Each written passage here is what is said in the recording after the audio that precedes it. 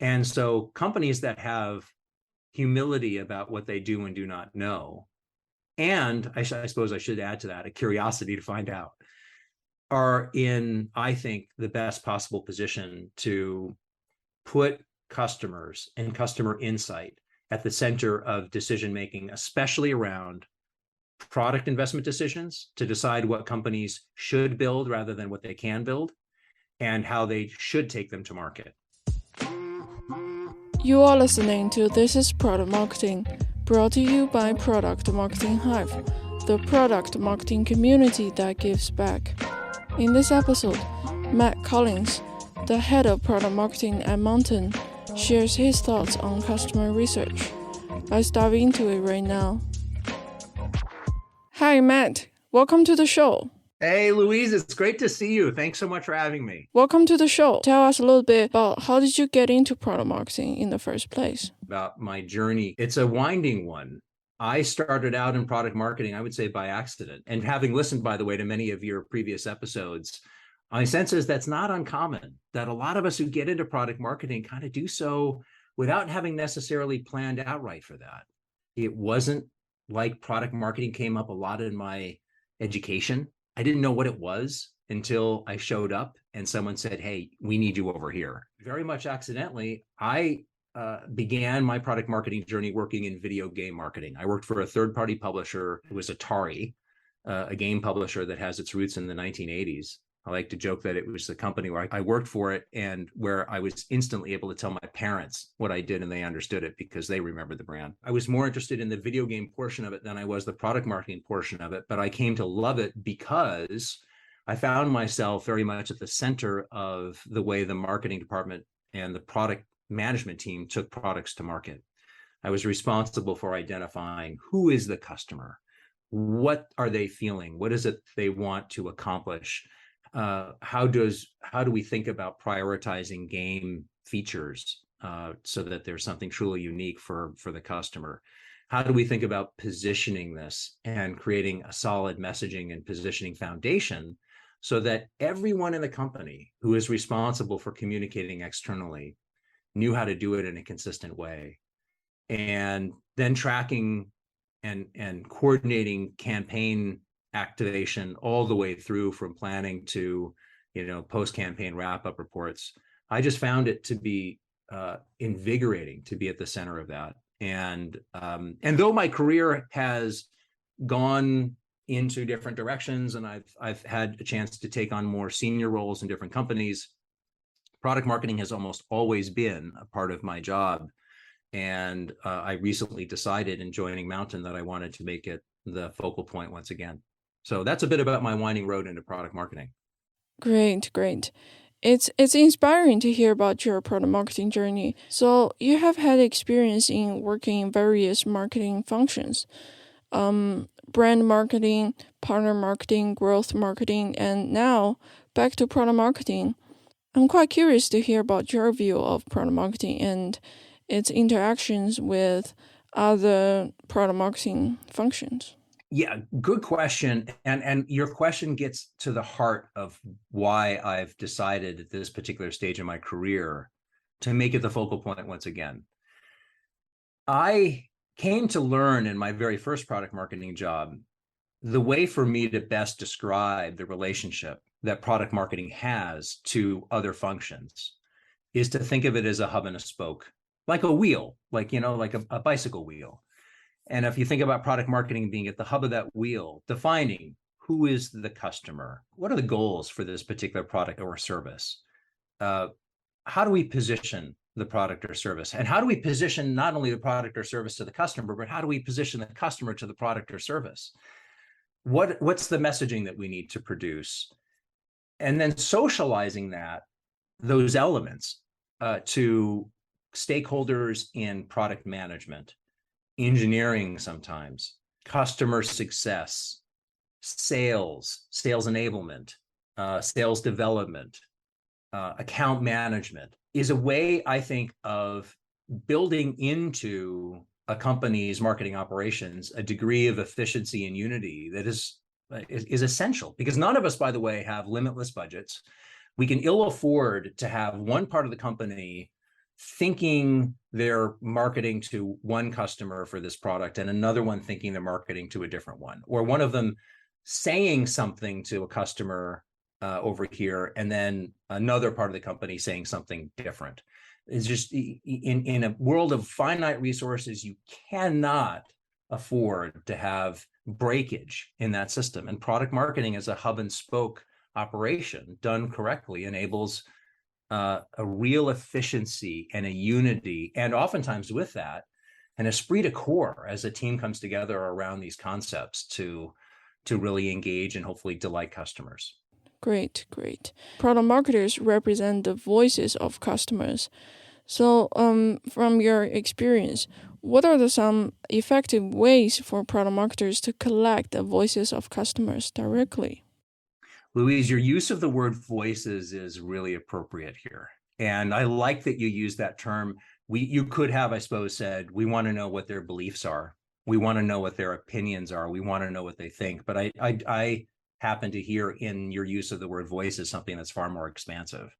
And it also gets to, what are they feeling? What do customers feel?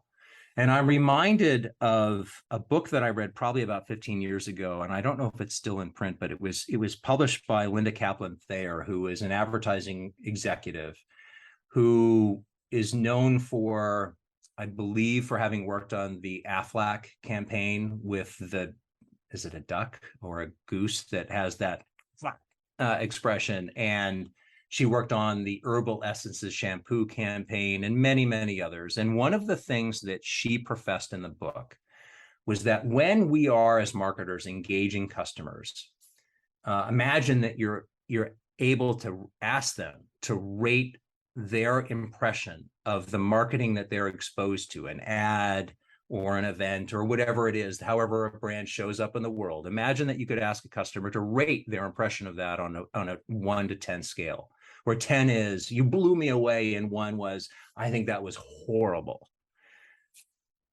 Linda Kaplan Thayer said that she's looking for ads that inspire mostly 10s and a few 1s.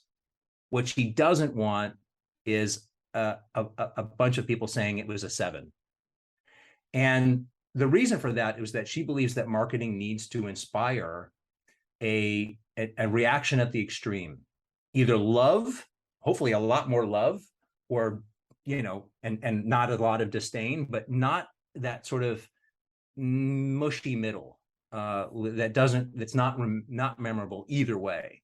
And I think in order to get to those powerful voices, as you put it, it begins to me with having direct conversations with people who are either your customers or could be your customers someday. So there are a lot of methods, and we'll talk about them, for gaining customer information and insight. But I think if you want to capture the voice, you need to hear the voice. You need to engage with your own voice. And that's best done conversationally. I see. I really love the quote. I couldn't agree more. Thank you for sharing. So you said that talking to customers directly is the best approach. Let's say when it's not possible to approach customers directly, how should product marketers gain customer insights? I would look to gain insights by talking to people who are not your customer. And in fact, sometimes that's easier to do than it is to talk to customers. It's not uncommon in the companies I've worked for, understandably, for the people inside a company who own the customer relationship. Sometimes that's sales, sometimes that's an account management function. Those people can feel protective of those relationships because they need those relationships to be, at first, operational, transactional.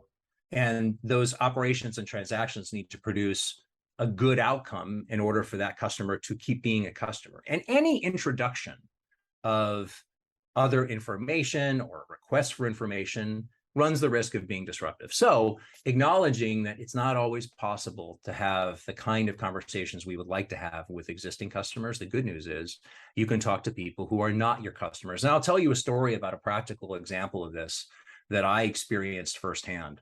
I was working once for a company that was looking to launch an all new product to a customer segment that the company had no prior relationship with at all. And so in that instance, Louise, we were actually prohibited from talking to customers. There were none. So our only option was to talk to people who weren't yet working with the company. So I partnered with our chief product officer at the time to first draw up a list of things we wanted to find out. And it was very much centered on the jobs to be done framework. A lot of product marketers will be familiar with jobs to be done, or, understanding pains and gains, again, a familiar concept. But when it came to recruiting people to talk to, we actually worked through our CEO and leveraged the benefit of the company being venture backed. And the benefit in this case was that we had direct line of access to our investors who had portfolios of companies that were founded and operated by people that we wanted to talk to because they did fit the customers that we wanted to target with this new product. So we worked through our CEO to get introductions to VCs who had invested in the company.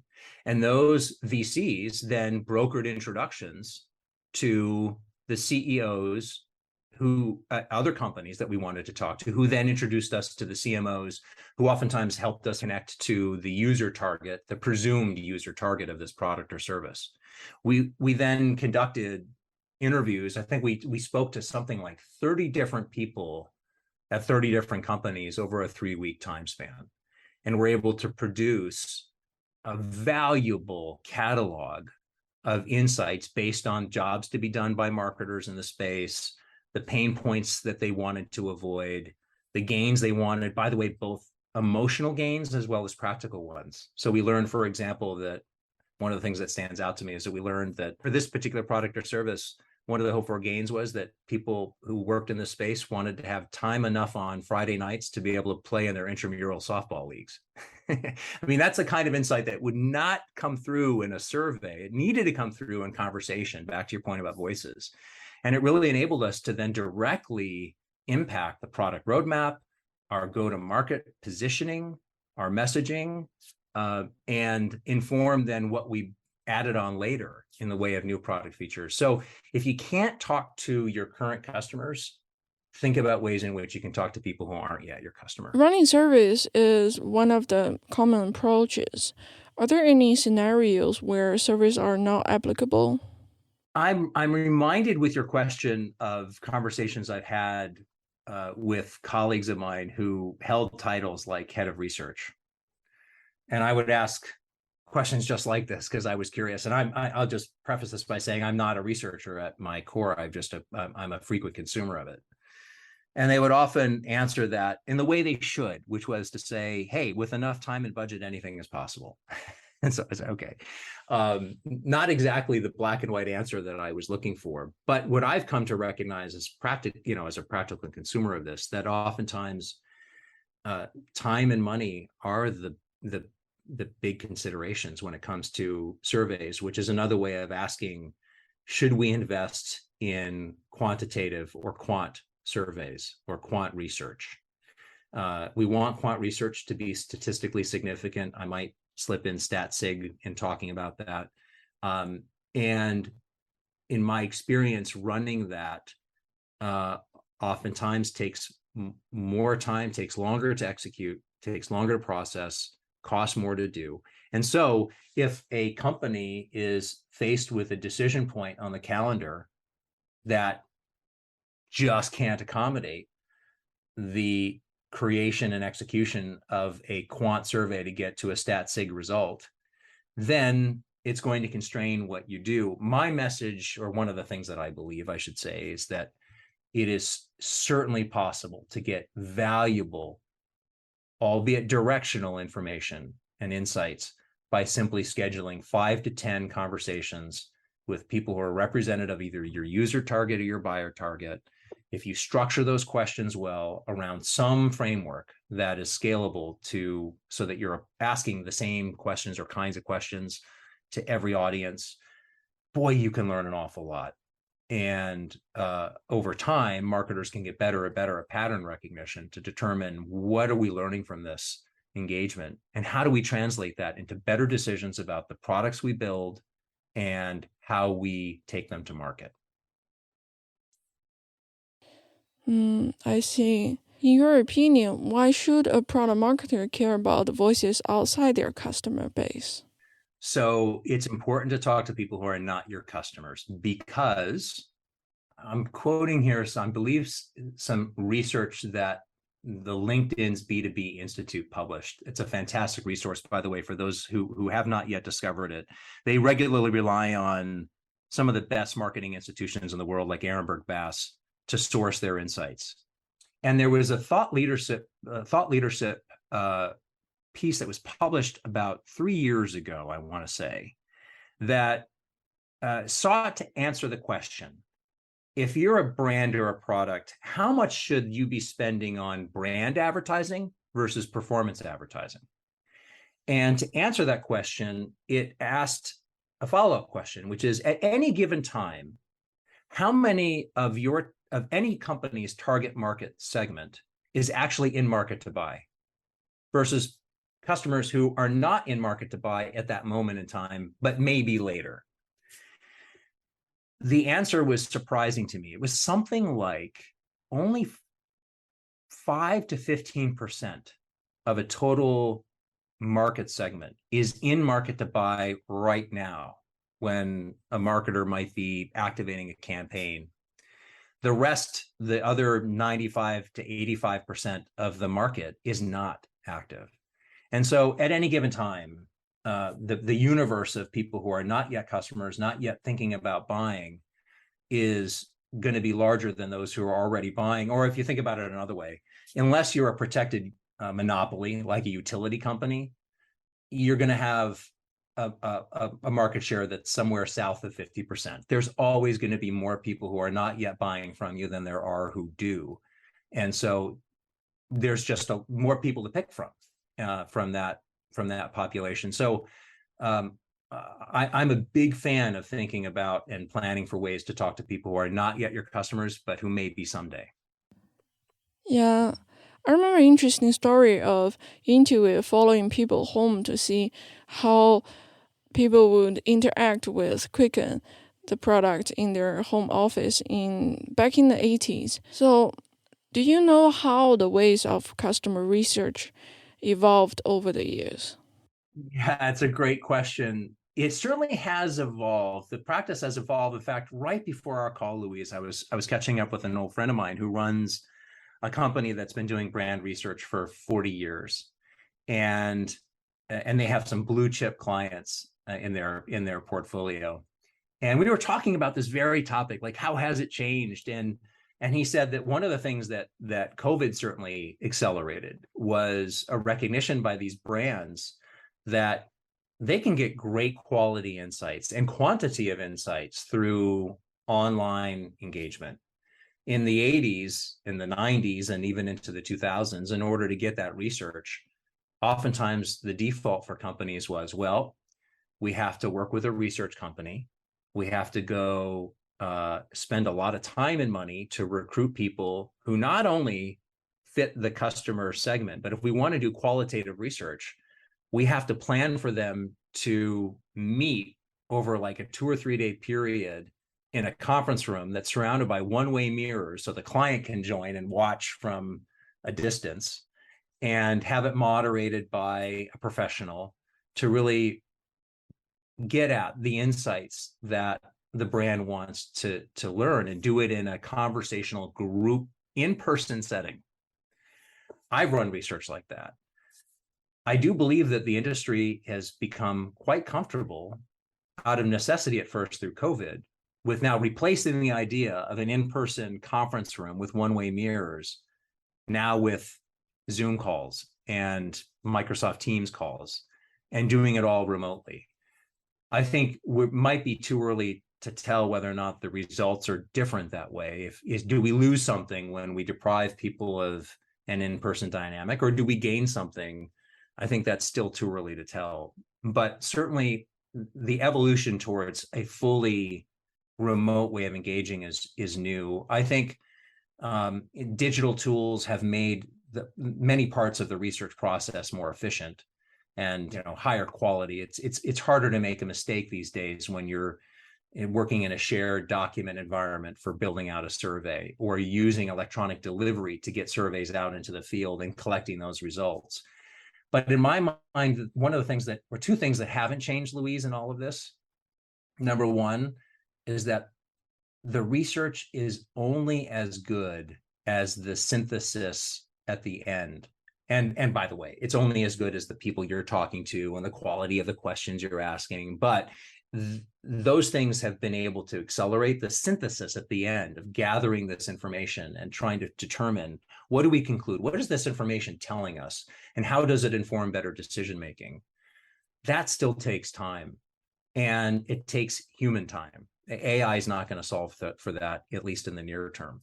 And as a result, not surprisingly, I've noticed, having conducted research now over 3 decades, that the cost of doing it hasn't changed that much. It still costs, if you want to have conversation to hear the voices of a customer and you're going to talk with a reputable firm, in my experience, it's still going to take anywhere between 8 to 12 weeks to run that project, and it's still going to cost tens of thousands of dollars. But when you think about the consequences of that investment and how it can profoundly impact your product and how you show up in the world with that product to your customers, you still argue that that's, in many cases, that's a bargain that we should all take every time. There are a few different ways of how product marketing is structured in different organizations. In your opinion, does this affect how effectively product marketing can gain customer insights? I've seen 2 ways that have been most frequent for me in the way that product marketing is structured, where you'd find it in the org chart. One is that it reports into the rest of marketing. And so it would sit alongside, in a B2B world, which is the world I know better these days, it would set aside like content marketing and digital advertising and marketing operations, et cetera. The other option that I've seen frequently is that it reports directly into product. And so it sits alongside product management. I've seen both of them work well. And so much of it comes down to culture and leadership and their approaches to how they manage the function. I think it does impact the seriousness and the investment in collecting customer voices. Although I think that success here oftentimes comes down more to company culture than it does to structure. I have worked for companies that have a very humble view of what they do and do not know about customers. And their humility results in a seriousness and an investment in research to learn. There is a presumption, rightly placed inside the company, that almost without exception, employees are not the target market for whatever product we are putting into the world. Someone else is. And so employees may be a poor proxy for the voice of the customer. And so companies that have humility about what they do and do not know, and I suppose I should add to that a curiosity to find out, are in, I think, the best possible position to put customers and customer insight at the center of decision making, especially around product investment decisions, to decide what companies should build rather than what they can build, and how they should take them to market. I've also worked for companies where there is a high degree of confidence among the leadership and others that the company has every insight they need on the customer, that it's just waiting to be unpacked in Salesforce. Just go look at a call report and you'll learn everything you need to know about a customer.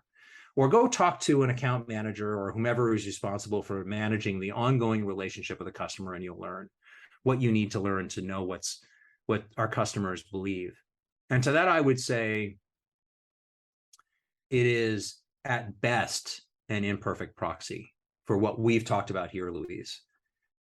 It's an imperfect proxy because understanding what customers feel, their attitudes, getting to the work they need to do, how difficult it is or not to do that work, what they're hoping to accomplish with that work, are important conversations that understandably can be subordinated to the necessary conversations to simply keep the customers active, keep them buying, keep them happy, problem solve within whatever the product is, help them become more successful.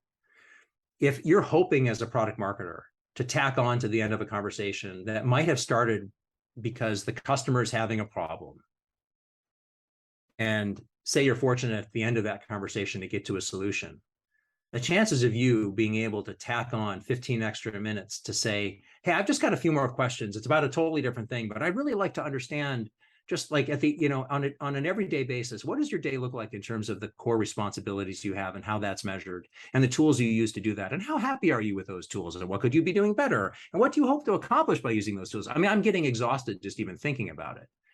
And so we have to be careful as product marketers and as organizations not to risk subordinating insight gathering to the day-to-day work of just getting the business done.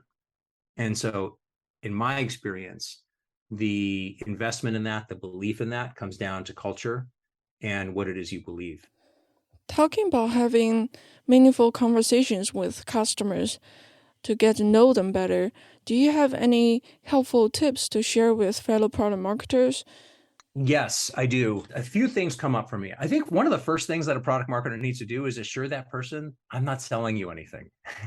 Like if the person shows up into a conversation to talk about what they feel, what they believe, what they think, what they want, what they don't want, but they think that there's some chance that at the end of it, you're going to pitch them something, it's going to be a tense conversation that doesn't need to be hard. And so one of the first things that I strongly recommend is to put out there that, hey, I'm not selling you anything. I just have questions. I'm so eager to learn from you. Your background is fascinating to me. Can we carve out 25 minutes to talk? That leads to the second thing is be upfront about your expectations when you're engaging this person and know that their time is precious. And if they've volunteered to give it, what a gift. That is such an act of generosity. Don't overplay your hand. Make sure you're putting a cap on the time you're going to spend with them. And by the way, in my experience, that has meant that I have been deprived of the opportunity to ask questions that I was so looking forward to asking, but I had to not ask because I was so respectful of just making sure that call ended after 25, 30 minutes, 45 minutes, whatever it is. So being super clear about expectation setting up front is critical. Then I think it's really important that before you even fire up your video conferencing solution of choice and you've got that other person looking you back in the face, is to have some repeatable framework that will guide the conversation. And the frameworks that I like, and I mentioned them earlier, is some notion of jobs to be done, understanding the work people that representative of our market need to get done, the decisions that they need to make, how they're held accountable for those decisions is all really, really important to understand and to pull out of that conversation. Or learning their point of view about the solutions that they currently use, what works well, what doesn't work well is really, really important. Understanding the pain points that they're trying to escape is really, really important. And I think lastly, I would say getting perhaps back to more the beginning of a conversation like this would be to don't underinvest in breaking the ice, that the quality of the information in the exchange will improve the more that you have a connection with this individual. I talk to people, I remember going back to that project with that example I described for the research on that new platform. I remember one conversation in particular where we were talking to someone who happened to be cousins of someone I worked with. And so for the first 4 minutes of the conversation, we just swapped stories about this guy who was working right down the hall from me. And the result was that she had a smile on her face.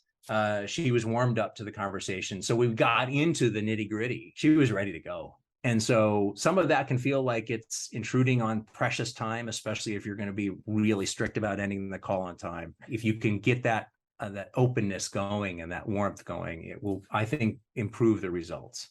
Thank you for sharing. Very helpful. Thank you for joining us today. Well, Louise, before I sign off, I just have to thank you. What a gift this podcast is to the product marketing community. The voices you have on this podcast are reliably helpful. I learn something every time I hear them.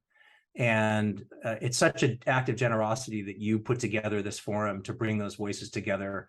Regardless of one stage in their career, I guarantee when they tune in to listen to this podcast overall, you're going to learn something. So I just want to thank you for everything you do for the community. It's been great. And it's been a pleasure talking to you. Thank you. Thank you for sharing. Thank you for tuning in to This is Product Marketing, brought to you by Product Marketing Hive, a product marketing community that gives back. Check out our website, productmarketinghive.com, to join our community, meet fellow product marketers, and access free resources, including training, playbooks, templates, and events. If you enjoyed our podcast, please subscribe and give a 5-star rating on the platform of your choice. See you next time.